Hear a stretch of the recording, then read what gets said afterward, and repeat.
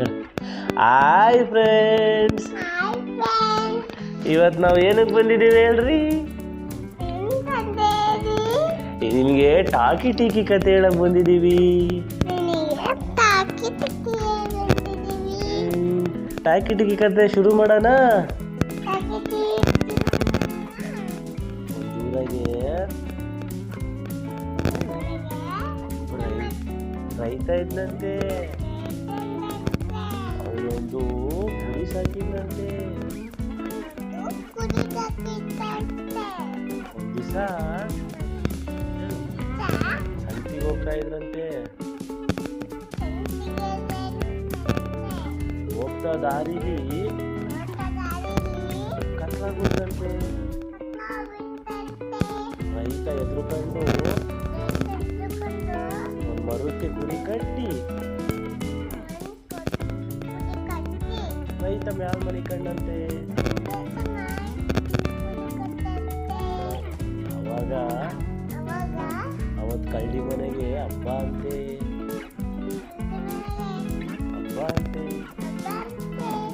ಅವರ ಕುರಿ ವಾಸನೆ ಇಟ್ಕೊಂಡು ಕರಡಿ ಮೊತ್ತ ಮಾಡ್ತಂತೆ. ಕರಡಿ ಊಟ ಕರೆಕ್ ಎಲ್ಲಾರ್ಗೂ ಮನೆಗೆ ಹೋಗಿತ್ತಂತೆ. ಕರಡಿ ಬರೋಕ್ಕಿಂತ ಮುಂಚೆ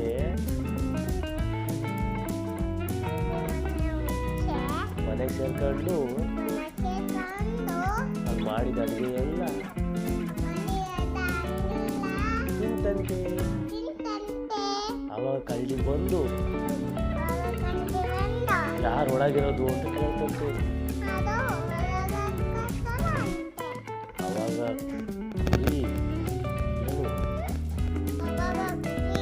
ನಾನು ಟಾಕಿ ಟೀಕಿ ಕರಡಿ ಕಣ್ಣು ಕಿತ್ತು ಕಾಡೆಮ್ಮೆ ಕೋಡು ಮುರಿದು ಬಿಡುವೆ ಅಂತಂತೆ. ಅವಾಗ ಕರಡಿ ಎದ್ರಕೊಂಡು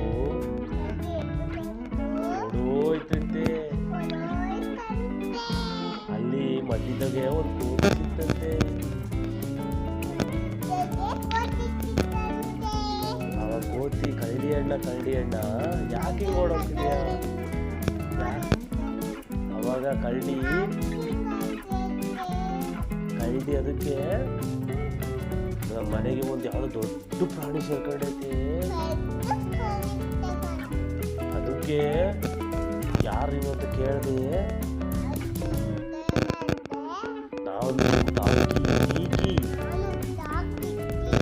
ಕರಡಿ ಕಣ್ಣು ಕಿತ್ತು ಕೋತಿ ಬಾಲ ಮುರಿದು